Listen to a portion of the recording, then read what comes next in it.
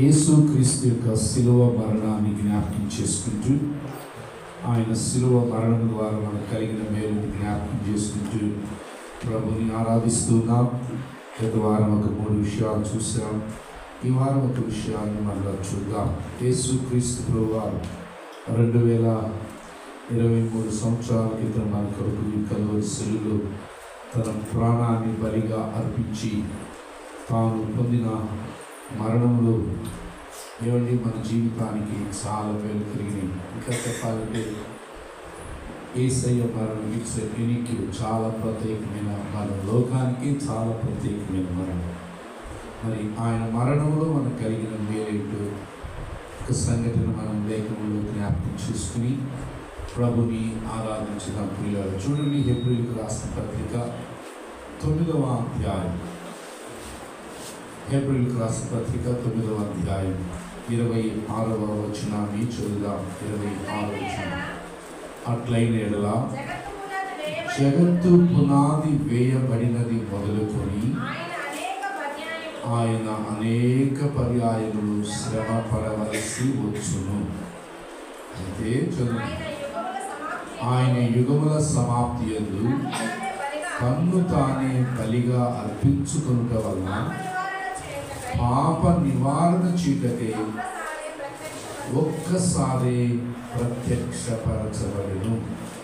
ప్రియులారా, ఈ ఉదయకాల సమయంలో యేసు క్రీస్తుని ఎందుకు ఆరాధించాలయ్యా అన్న ప్రశ్న వేసుకుంటే ఆ వచనంలో మనం అర్థం చేసుకునే మాట ఏంటంటే, మన కొరకు తన్ను తానే బలిగా అప్పగించుకుని మన కొరకు మరణించాడు.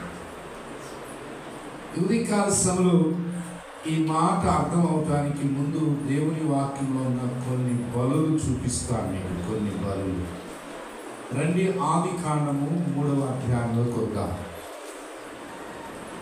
ఆది కాండము 3వ అధ్యాయంలోకి వద్దాం. 21వ వచనం చదవండి. దేవుడైన యెహోవా ఆదామునకును అతని భార్యకును చర్మపు చొక్కాయలను చేయించి వారికి తొడిగించెను. పిల్లల జాగ్రత్తగా విందాం. మొదటి బలి దేవుడే చేశాడు. ఈ బలిలో ఏం జరిగింది అంటే, ఆదాము అవ్వలు దేవుని ఆజ్ఞను అతిక్రమించుటను బట్టి మహిమ వస్త్రాలు కోల్పోయారు ఆదాము అవ్వలు. ఇప్పుడు ఏమయ్యారంటే, వారి దిగంబరత్వం వారికి తెలిసింది. అందుకనే మనందరికి తెలుసు, చెట్టు చాటుకు వెళ్ళి అంజూరపు ఆకులను తుట్టుకుని దాముకున్నట్టుగా మనకు కనబడుతుంది. అయితే ఈ మొదటి బలిలో ఏం జరిగిందంటే, ఏమండి, మనుషుల యొక్క దిగంబరత్వాన్ని కప్పటానికి దేవుడు మొదటి బలిని ఇచ్చినట్టుగా మనం చూస్తున్నాం. ఆయన బలిచ్చి ఆ చర్మం ఏం చేశాడంటే, చర్మపు చొక్కాయలను చేయించి వారికి తొడిగించాడు. రెండవ బలి చూపిస్తాను. 4వ అధ్యాయం 4వ వచనం చూద్దాం. హేబేలు కూడా తన మందలో తొలిచూలును పుట్టిన వాటిలో క్రొవ్విన వాటిని కొన్ని తెచ్చెను. యెహోవా హేబేలు అతని అర్పణను లక్ష్య పెట్టెను. నెంబర్ 2, హేబేలు బలి.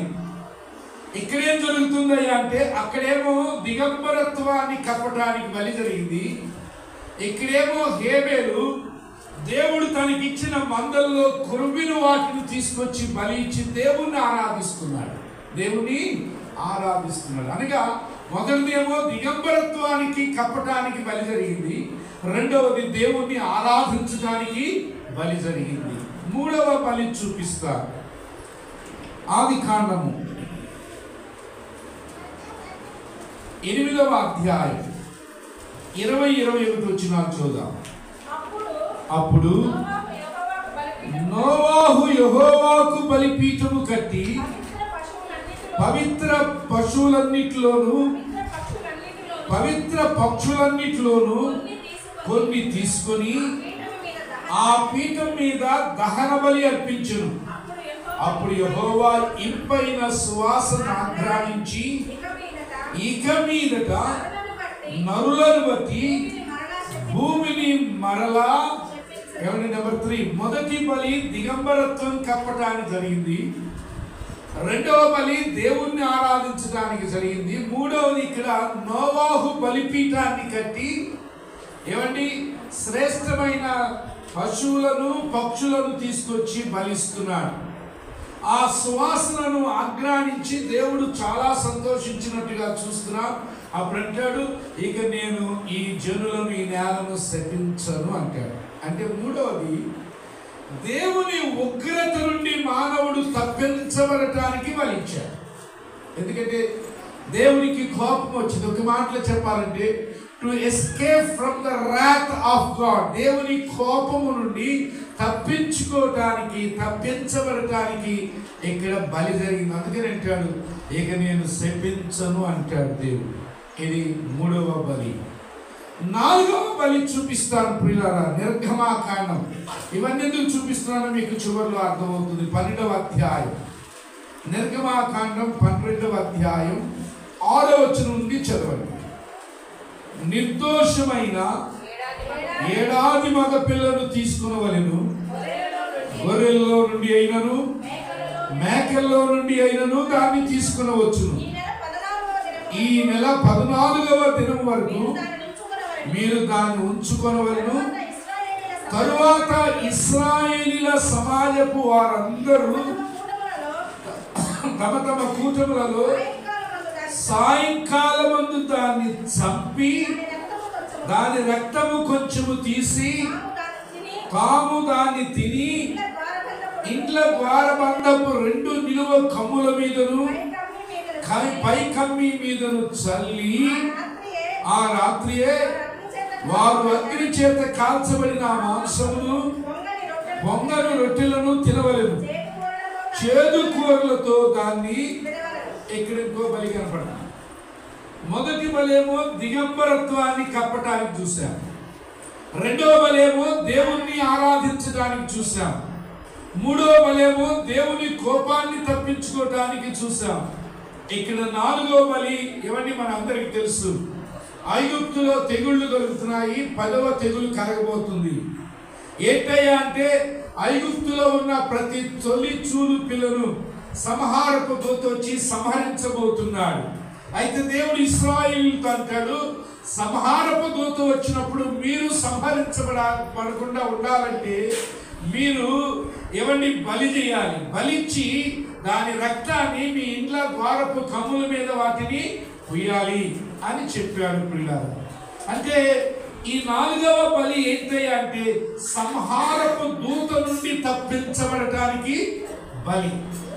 నీకు అర్థమవుతుందా? నేను చెప్పేది కంక్లూషన్లో మీకు తెలుస్తుంది.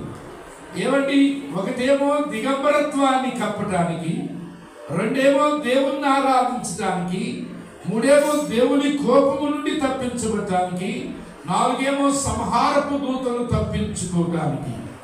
అయితే వీటన్నిటిని ఎందుకు జ్ఞాపకం చేస్తున్నానంటే ఈ బలులకు యేసు ప్రభు తను తాను బలిగా అప్పగించుకున్న దానికి చాలా తేడా ఉంది. అది అర్థం చేసుకోవడానికి ఇవన్నీ జ్ఞాపకం చేస్తాం. మొదటి బలి దిగంబరత్వాన్ని కప్పింది, రెండవ బలి దేవుని ఆరాధించింది, మూడవ బలి కోపం నుండి తప్పించింది, 4వ బలి సంహారపు దూత నుండి తప్పించింది. కానీ మానవుని సమస్య అది కాదే. మానవుని సమస్య ఏంటి? పాపం. మరి పాపం నుండి తప్పించబడాలి. ఎందుకంటే రక్తము చిందింపకుండా పాప క్షమాపణ లేదు. అలానే ఇప్పుడు మనం చదువుకున్న బలులో ఏ బలులైనా మరి మనిషిని పాపం నుండి రక్షించినాయంటే లేదు. ఆ తరువాత పాప పరిహారార్థం ఏమండి అర్పించిన బలులు కూడా మనిషిని పాపం నుండి తప్పించినాయంటే లేదు. ఎందుకంటే ఏప్రిల్ రాసిన పత్రిక 10వ అధ్యాయం 4వ వచనం, మేకల యొక్కయు కోడెల యొక్కయు రక్తము ఎవరి పాపములను తీసివేయక. అంటే మీకు అర్థమవుతుందా? అనాదిగా వస్తున్న ఆచారంలో జరుగుతున్న బలులు ఏవి కూడా మనిషిని పాపం నుండి రక్షించలేదు. అయితే ప్రియులారా, మనం 26వ వచనం ఏప్రిల్ పత్రికలో మనం చాలా క్లియర్గా చూస్తున్నాం. తన్ను తాను బలిగా అర్పించుకుని ఏం చేస్తున్నా.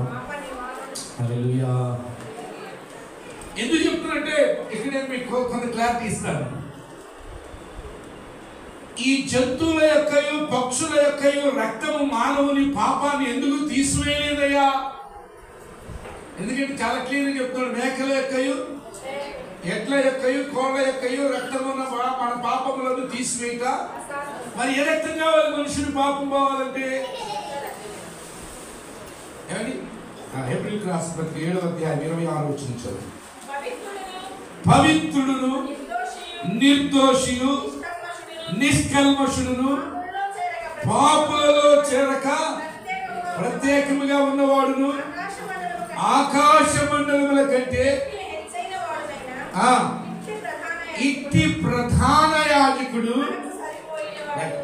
ఈ వచనానికి ముందు ఇంకొక వచనం మనసులోకి వచ్చింది, అది గుర్తు చేస్తారు. యోహాను సువార్త 11వ అధ్యాయం 50వ వచనం చదువు. యోహాను సువార్త 11వ అధ్యాయం 50వ వచనం. చాలా జాగ్రత్తగా వినండి. మన జనమంతయు నశింపకుండునట్లు ఒక మనుష్యుడు ప్రజల కొరకు చనిపోవుట మీకు ఉపయుక్తమని. అర్థమైందండి?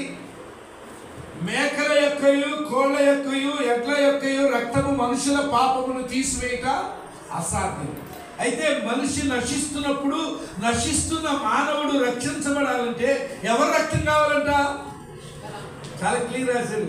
మన జనమంతయు నశింపకుండునట్లు ఒక మనుష్యుడు చనిపోవుట. మనుషుడు చనిపోవాలి. ఎవరు చచ్చిపోతారు? చెప్పండి, చచ్చిపోతారా? ఇప్పుడు నాకు ఏదైనా బలహీనత వచ్చేదని జబ్బు వస్తే మీరు తలా 1000 రూపాయలు 10,000 20,000 ఇమ్మంటిస్తారు, నేను ప్రాణం ఇమ్మంటిస్తారా? ఉదయకాలంలో జ్ఞాపకం చేద్దాం. అనాదిగా వస్తున్న ఏ బలి అర్పణ కూడా మనుషుని పాపం తీసివేయలేదు. మనుషుని పాపం తీసివేయాలంటే ఒక మనుషుడు చనిపోవాలి. ఆ చనిపోయే మనిషికి ఏ అర్హతలు ఉండాలి అంటే అది Hebrews 7:26 చెప్తున్నాడు. ఆయన పవిత్రుడై ఉండాలి, ఆయన ఆకాశ మండలముల కంటే మిక్కి హెచ్చైన వాడై ఉండాలి, ఆయన ప్రధాన యాజకుడై ఉండాలి. 3 ఉండాలి. ఇంటి ప్రధాన యాజకుడు మనకు సరిపోయింది. మరి ఇప్పుడు ఆలోచిద్దాం ప్రియులారా, పవిత్రుడు ఎవరయ్యా? ఆకాశ మండలముల కంటే మిక్కి హెచ్చైన వాడు ఎవరయ్యా? ప్రధాన యాజకుడయ్యా ఎవరయ్యా? నిజంగా దేవుని సన్నిధిలో ప్రవేశించిన ప్రధాన యాజకుడు ఎవరయ్యా అంటే పిల్లరా, యేసు ప్రభు తప్ప ఇంకెవరు లేరు నాకు తెలుసు. ఎందుకంటే ప్రపంచంలో పరిశుద్ధుడు అని రుజువు పొందినవాడు యేసు ప్రభు ఒక్కడే. ఆయన పరిశుద్ధతను అబద్ధాలతో కూడా ఏమంటే తప్పు రుద్దటానికి ట్రై చేశారు. అబద్ధాలు కూడా రుజువు చేయలేకపోయింది. ఆయన మీద ఏదైనా తప్పు మోపాలని అబద్ధాలు చెప్పిస్తే అబద్ధాలు కూడా ఈయన సత్యమే. ఏమండి ఆ రోజు ఏమండి ఆ బల్లెంతో పొడవటానికి వెళ్ళిన వ్యక్తి ఏమంటాడు? ఇది నిజముగా సత్య సాక్షి. Is holy. సో ఈ ఉదయకాల సమయంలో మనం అర్థం చేసుకోవాల్సింది, యేసు క్రీస్తు యొక్క మరణం ద్వారా ఏం జరిగింది అంటే ఆయన ఒక్కడే మన పాపములను నివారించడానికి శక్తి గలవాడు. ఎందుకంటే మనుషుని మరణం అవసరం, మనుషుని రక్తం అవసరం, ఆ మనుషుడు పరిశుద్ధుడై ఉండాలి. మరి ప్రపంచ చరిత్రలో పరిశుద్ధుడు అని రుజువు చేయబడిన వాడు యేసు క్రీస్తు ప్రభు ఒక్కడే. అందుకని ఆయన మరణం మనల్ని పాపం నుండి. రెండోది ఏమంటాడంటే, రెండో క్వాలిఫికేషన్ ఏంటంటే ఆకాశ మండలముల కంటే, మనకి తిమోతి పత్రికలో చదువుతాం కదా, ఆయన సమీపింపరాని తేజస్సులో అమరత్వంలో వసిస్తున్నవాడు. ప్రకటన గ్రంథంలో మనం చదువుతున్నాం కదా, అత్యున్నతమైన సింహాసనం మీద ఆసీనుడై ఉన్నప్పుడు 24 పెద్దలు, సెరుబులు, కెరూబులు, 4 జీవులు సాష్టాంగ నమస్కారం చేసి పెద్దలు వారి కిరీటాలు తీసేసి కింద పడేసి పరిశుద్ధుడు పరిశుద్ధుడు పరిశుద్ధుడని మానక ఆరాధించబడుతున్న వాడు ఎవరంటే యేసుక్రీస్తు ప్రభు. అంటే అన్ని నామముల కంటే పైనామం గలవాడు ఎవరంటే యేసుక్రీస్తు ప్రభు. ఆయనే మిక్కిలి హెచ్చైన వాడు. హల్లెలూయా. అందుకని యేసు మరణం మాత్రమే తమలను పాపం నుండి విడిపించాలి. మూడవ క్వాలిఫికేషన్ ఏమంటున్నాడంటే ప్రధాన యాజకుడై ఉంటారు. ప్రధాన యాజకుడు అంటే మీకు తెలుసు కదా, యాజకులు, లేవీయులు, యాజకులు, ప్రధాన ఏమండి యాజకులందరికీ మన భాషలో బిషప్ అందామా? ఏమండి మన భాషలో బిషప్ అందామా? బిషప్లు అంటారే, బిషప్ కింద చాలా మంది రెవరెంట్లు ఉంటారు. ఏమండి అలాగే ఎందుకంటే ప్రధాన యాజకుని యొక్క ముఖ్య ఇదేంటంటే సంవత్సరానికి ఒక్కసారి ఏం చేస్తాడు? అతి పరిశుద్ధ స్థలం. అంటే సొలొమోను కట్టిన దేవాలయం 3 భాగాలు: ఆవరణ స్థలము, పరిశుద్ధ స్థలము, అతి పరిశుద్ధ స్థలం. ఆవరణ స్థలములో వచ్చిన ప్రజలు ఉంటారు, పరిశుద్ధ స్థలములో లేవీలు ఉంటారు. అతి పరిశుద్ధ స్థలానికి సంవత్సరంలో ఒక్కసారి మాత్రమే ప్రధాన యాజకుడు. అయితే ప్రియులారా, యేసు ప్రభు మన ప్రధాన యాజకుడు అంటే రావటమే ఎక్కడి నుండి వచ్చాడు? అతి పరిశుద్ధ స్థలమైన తండ్రి దగ్గర నుండి భూమి మీదకి దిగొచ్చాడు. అందుకని ఆయనే నిజమైన ప్రధాన యాజకుడు. ఎందుకంటే మనల్ని మరలా తండ్రి యొద్దకు తీసుకెళ్ళడానికి, ఎందుకంటే మార్చోదాం హెబ్రీ పత్రికలోని 10వ అధ్యాయం, హెబ్రీకి రాసిన పత్రిక 10వ అధ్యాయం 19వ వచనం నుండి చదవండి.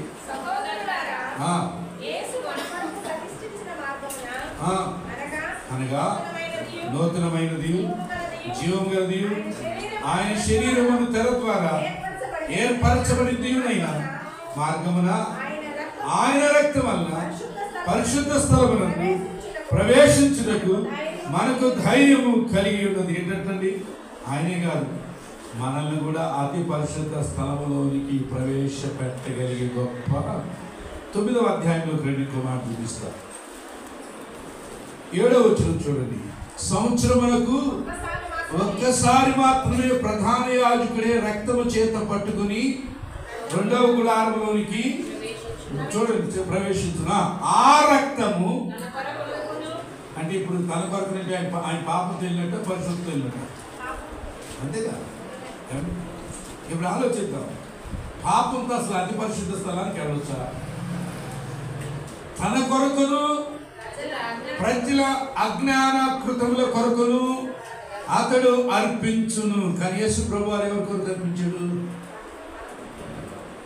అందుకని ఉదయకాల సమయంలో ప్రియ దేవుని బిడ్డలారా, యేసుని ఎందుకు ఆరాధించాలి?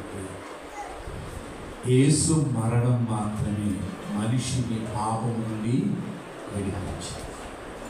ఈ లోకంలో మనిషిని పాపం నుండి విడిపించగలిగే శక్తి ఎవరికి లేదు. అయితే ఆ పాపం నుండి మనిషి విడిపించబడటానికి తన్ను తానే ఏం చేశాడన్నాను? బలిగా అర్పించాడు. యేసు ప్రభు శిలువ చూస్తుంటే ఆ నలుగగొట్టబడిన ఆ శరీరము, అందుకని ప్రవక్త అన్నాడు, స్వరూపమైనను లేక అందుకు స్వరూపం లేదు, సొగస లేదు, చెప్పండి, విసర్జించబడి వాడు గాను, వ్యాధులను అనుభవించబడి గాను, వ్యసనాక్రాంతులు గాను మనుషులు, అంటే మనుషులు చూడటానికి కూడా చాలా భయంకరంగా ఉన్నట్టు కాదు. ఎందుకు? ఏమైంది? కొట్టారు ఆయన.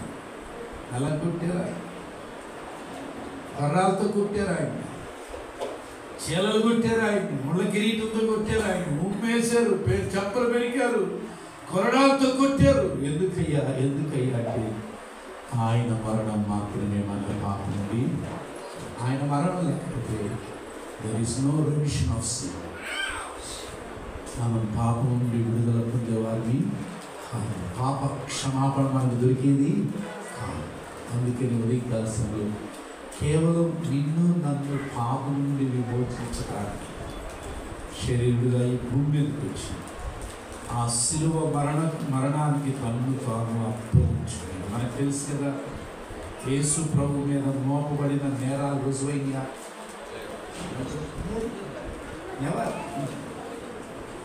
కానీ ఆయన బొచ్చు కత్తిరించు వాని ఎదుట గొర్రెపిల్ల మౌనంగా ఉన్నట్లు అన్యాయపు తీర్పు తీర్చుతున్నప్పటికీ ఎందుకు మౌనంగా ఉన్నాడు? ఆయన మరణం తప్ప మానవునికి దిక్కు మరొకటి. అందుకని బైబిల్ చెప్తుంది, సిలువ మరణము పొందినంతగా ఆయన తను తాను ఏం చేశాడంట? 2 మాట్లాడాడు, విధేయత చూపించాడు, తగ్గించుకున్నాడు. Just for us. నేను ఈరోజు ఇలా ప్రశ్నించేది, మీ కొరకంటూ ఇంత త్యాగం చేసిన వాళ్ళు ఇంకెవరన్నారు? నీ కొరకంటూ, ఫర్ యువర్ సెల్ఫ్, నీ కొరకంటూ. నేను ఇలా అడిగేదాన్ని మీకు అర్థమవుతాను. ఏమనుకోలేదు, ఫ్యామిలీ అంతా డైనింగ్ టేబుల్ కూర్చుని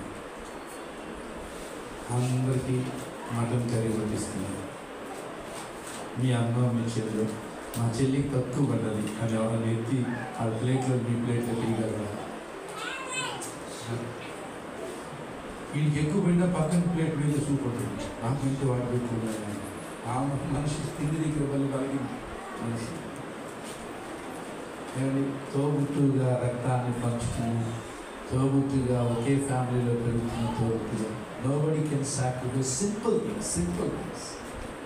అట్లాంటిది మనం పాపంలో నశించుకోవాలి. ఎందుకంటే పాపం వల్ల వచ్చే జీతం ఏ మరణం ఉంటుంది?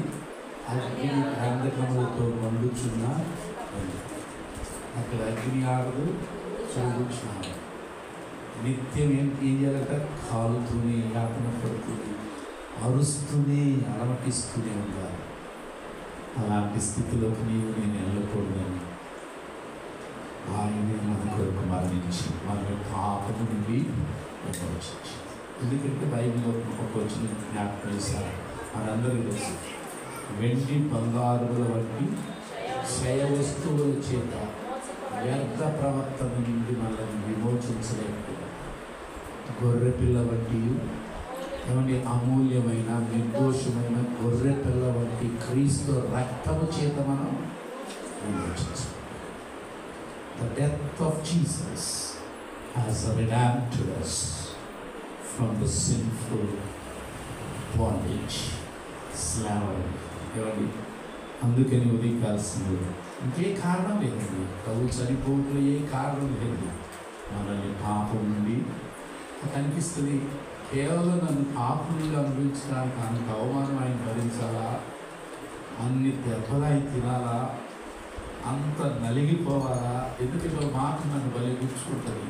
ఏమేంటే పాపాత్మల తిరస్కారానికైనా, అంటే దేనికి పనికిరాని బజార్లో తిరిగే గాలికి తిరిగేవాళ్ళు కూడా ఆయన పెడుతుంటే ఆయన ఓర్చుకున్నాడు. ఆయన ఓర్చుకోవాల్సిన అవసరం ఏమైనా అంటే నీకు అర్థమవుతుందా how much he loved us?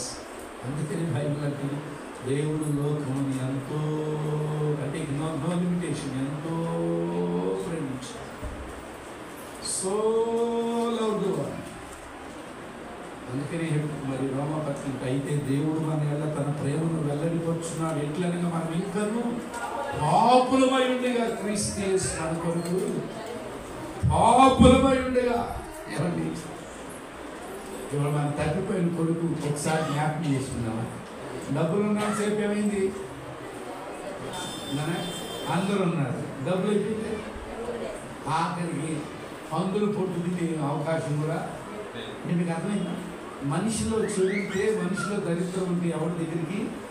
కానీ యేసు ప్రభు ఏం చేశారంటే మనం ఇంకనూ, అంటే ఎన్నిసార్లు చెప్పినా మాట వినకుండా ఇంకనూ పాపులమై ఉండగా, ఎన్ని బోధలు చేసినా, ఎంత ధర్మశాస్త్రాన్ని తీసుకొచ్చినా ఇంకా లోబడకుండా పాపంలోనే ఉంటే ఆయన ఏం చేశారంట? క్రీస్తు యేసు మన కొరకు చనిపోయాడు. అందుకు కొద్ది నిమిషాలు మోకరించి, నిన్ను నన్ను పాపిగా చూడటానికి ఇష్టం లేదు, నీ నా స్థానంలో ఆయన చిన్నబడ్డాడు. మనల్ని దేవుని నీతిగా చేయడానికి పాపం ఎరుగని ఆయన మన కోసం పాపం. ఏమండి, పరలోకం నుండి మనిషిగా దిగొచ్చింది నీ కొరకు, నా కొరకు. ఆ కలువరి సిలువకి ఎక్కింది నీ కొరకు, నా కొరకు. ఆ సిలువ మరణాన్ని పొందింది నీ కొరకు, నా కొరకు. ఆయన మరణమే ఈరోజు ఏమండి తేజవాసులైన పరిశుద్ధులతో మనల్ని కూడా పారివాదిగా చేయగలిగింది. మనల్ని పాపం నుండి విడిపించడానికి ఆయన చేసిన త్యాగాన్ని జ్ఞాపకం చేసుకుంటాం. ప్రభుని కొన్ని నిమిషాలు ఆరాధించడం. ఎందుకు నన్నింతగా నీవు ప్రేమించితివో దేవా, అందుకు నా దీన స్తుతి పాత్ర. హల్లెలూయా యేసయ్యా, హల్లెలూయా యేసయ్యా. నా పాపము పాప నరరూపివైనావు,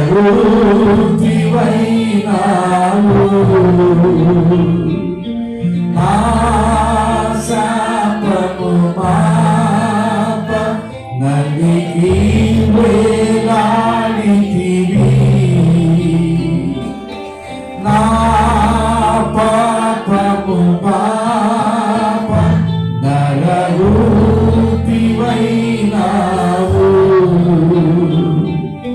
నా శాపము పాప నలిగి వేలాడితివి. నాకు చాలిన దేవుడవు నీవే, నా స్థానములు నీవే. నాకు చాలిన దేవుడవు